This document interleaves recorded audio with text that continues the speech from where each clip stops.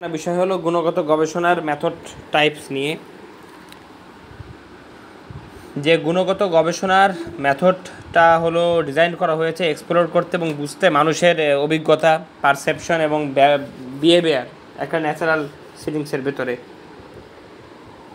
এটা দেয় একটা সমৃদ্ধ ডিটেল ডাটা যা ব্যবহার করা হয় পেতে, মানে ইনসাইটস পেতে একটা কমপ্লেক্স ফিনোমেনার ভেতর দিয়ে।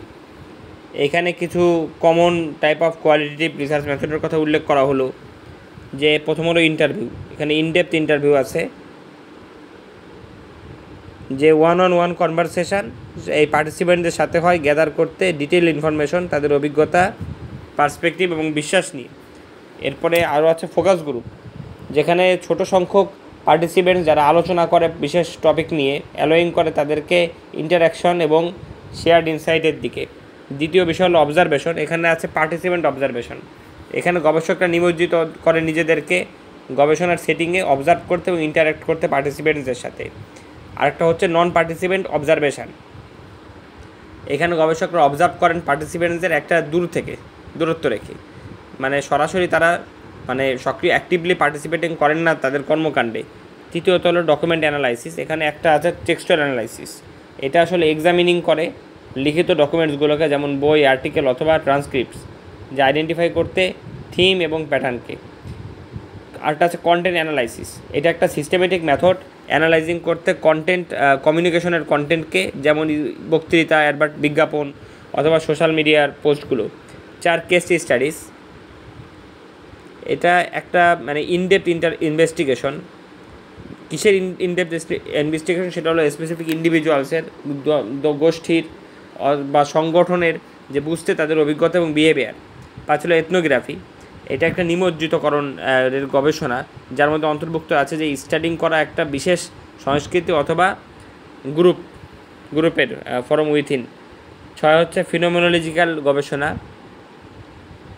এটা আসলে এক্সপ্লোরিং করে যে একদম জীবন্ত অভিজ্ঞতা ইন্ডিভিজুয়ালসের, যে বুঝতে তাদের পারসেপশন এবং ইন্টারপ্রিটেশন এই পৃথিবী নিয়ে। সাথে হলো গ্রাউন্ডেড তত্ত্ব। এটা একটা সিস্টেমেটিক পদ্ধতি জেনারেটিং করে থিওরি, একটা ডাটা কালেক্টেড থিওরি। কিসের থেকে করে?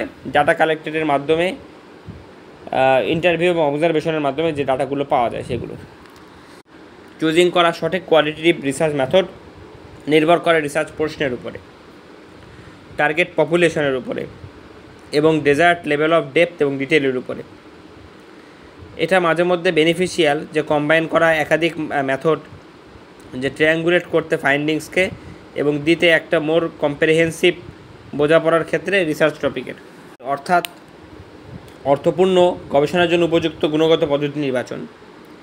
সঠিক গুণগত গবেষণা পদ্ধতি নির্বাচনের গবেষণার প্রশ্ন, লক্ষ্য, জনসংখ্যা এবং প্রয়োজনীয় গভীরতা ও বিস্তারের উপর নির্ভর করে। প্রায়শই একাধিক পদ্ধতি একত্রিত করা উপকারী, যাতে ফলাফল ত্রিভুজাকৃতি হয় এবং গবেষণার বিষয়ের আরও সম্পূর্ণ বোঝা পাওয়া যায়। বিশদ ব্যাখ্যায় বলা যায় গবেষণার প্রশ্ন। আপনি কী জানতে চান? গবেষণার প্রশ্নের প্রকৃতি পদ্ধতি নির্বাচনে প্রভাবিত করবে। উদাহরণস্বরূপ, যদি আপনি মানুষের অভিজ্ঞতা সম্পর্কে গভীরভাবে জানতে চান, তাহলে গভীর সাক্ষাৎকার বা নির্বিজ্ঞান উপযুক্ত হতে পারে। লক্ষ্য জনসংখ্যা। আপনি কার সাথে কথা বলছেন? লক্ষ্য জনসংখ্যার বৈশিষ্ট্য পদ্ধতি নির্বাচনে প্রভাবিত করবে। উদাহরণস্বরূপ, যদি আপনি নির্দিষ্ট সংস্কৃতি সম্পর্কে গবেষণা করছেন, তাহলে নির্বিজ্ঞান উপযুক্ত হতে পারে। প্রয়োজনীয় গভীরতা বিস্তার। আপনি কত বিস্তারিত তথ্য চান? আপনার গবেষণার উদ্দেশ্য পদ্ধতি নির্বাচনে প্রভাবিত করবে। উদাহরণস্বরূপ, যদি আপনি নির্দিষ্ট ঘটনা সম্পর্কে বিস্তারিত তথ্য চান, তাহলে একটি কেস স্টাডি উপযুক্ত হতে পারে। একাধিক পদ্ধতি ব্যবহার করার সুবিধা। ত্রিভুজাকৃতি। বিভিন্ন পদ্ধতি থেকে প্রাপ্ত ফলাফল পরস্পর সমর্থন বা বিরোধ করতে পারে, যা গবেষণার বৈধতা বাড়ায়। সম্পূর্ণ বোঝা। একাধিক পদ্ধতি ব্যবহার করে আপনি গবেষণার বিষয়ের বিভিন্ন দৃষ্টিকোণ থেকে বোঝা পেতে পারেন। উপসংহারে বলা যায়, সঠিক গুণগত গবেষণা পদ্ধতি নির্বাচন গবেষণার প্রশ্ন, লক্ষ্য জনসংখ্যা এবং প্রয়োজনীয় গভীরতা ও বিস্তারের উপর নির্ভর করে। একাধিক পদ্ধতি ব্যবহার করে আপনি গবেষণার ফলাফলের বৈধতা বাড়াতে এবং আরও সম্পূর্ণ এটা বুঝতে পারেন। আগের প্রসঙ্গে আবার আসি। এতটুকুই মোটামুটি আলোচনা।